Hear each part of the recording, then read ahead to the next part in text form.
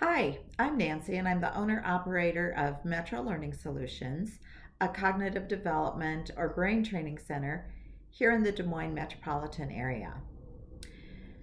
While Metro Learning Solutions is a supplemental educational provider, we focus on increasing a student's ability to learn rather than delivering or evaluating the information they know, which is what schools and tutoring centers focus on.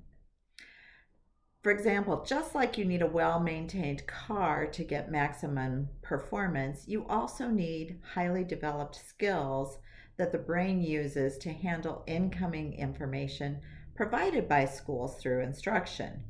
And that's where Metro Learning Solutions comes in. A student's ability to learn can be evaluated and increased through our mental training provided here. In order to determine whether a child is faltering, it is important to understand what they are capable of learning at various stages in their development. So I thought that would be a good topic for today. And I'm going to just briefly summarize this development. So it's not going to be a long video, it's just a quick little summary. I'm going to take you back a bit in history to answer a couple of questions. Number one, how do children develop their intellectual skills to react and interact with their environment? And two, how do these cognitive abilities develop and in what order? These are not questions that we've come up with willy-nilly. These were some of the questions that were researched and developed by the French psychologist Piaget back in 1952. That's when he published his groundbreaking theory on cognitive development in children.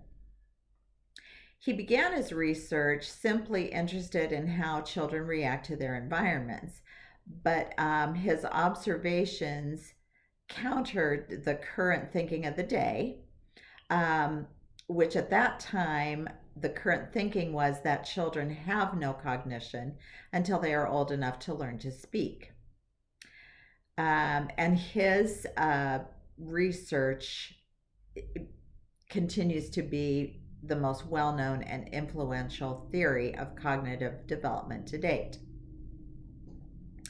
So here are the four cognitive stages of childhood development as identified by Piaget. The first one is the sensory motor stage, and that is birth through about 2 years. During this stage, children learn about the world through their senses and the manipulation of objects. The next stage is the pre-operational stage, which is about ages 2 through about 7. During this stage, children develop memory and imagination. They are also able to understand things symbolically and to understand the idea of past and future. The third stage is concrete operational stage, which is ages about 7 through about 11. During this stage, children become more aware of external events as well as feelings other than their own. They become less egocentric and begin to understand that not everyone shares their thoughts, beliefs, or feelings. And lastly, the formal operational stage happens around age 11 and continues on. Children are able to use logic to solve problems, view the world around them, and plan for the future. So, understanding these four stages gives us some information. In addition, what our research has found adds to this information. From the processing model, the information processing model further expands our understanding of the development of cognition in children. This model was developed in the 2 decades following Piaget's theory, and this model explains how and when a child's core cognitive skills are developed. These core cognitive skills include attention, short-term memory and long-term memory, logic and reasoning or problem solving, auditory processing, visual processing, and processing speed. These are the skills that the brain uses to think, read, remember, pay attention, learn, and solve problems. If Piaget's theory explains what a child is capable of doing at different stages in his or her development, the information model takes a closer look at the specific cognitive skills at work behind the scenes.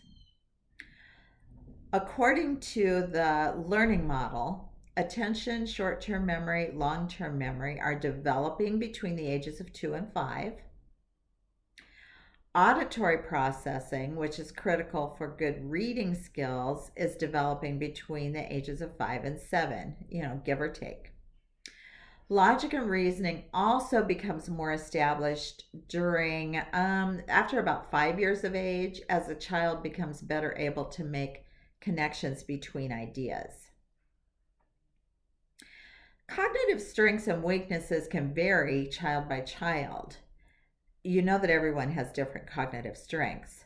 For example, some people have exceptionally strong memory skills, while other people excel in logic and reasoning and problem solving. The same can be said for cognitive weaknesses. Many students come to Metro Learning Solutions because they struggle with attention, memory, or keeping up with schoolwork or homework. A comprehensive cognitive assessment pinpoints the weak skills at the root of their struggles. The good news is that cognitive skills are not set in stone. Once the weak skills are identified, they can be targeted and strengthened through cognitive training, which is often called brain training. That training uses fun, challenging mental exercises that target and improve weak cognitive skills. Cognitive strengths and weaknesses have a huge impact on whether we are successful or whether we struggle when it comes to thinking and learning. These cognitive profiles that we get from the assessment are not set in stone. They can be changed.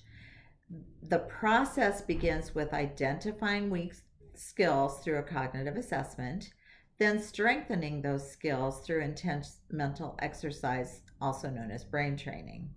So if your child is struggling with learning, reading, attention, or memory, the next step is to find out why.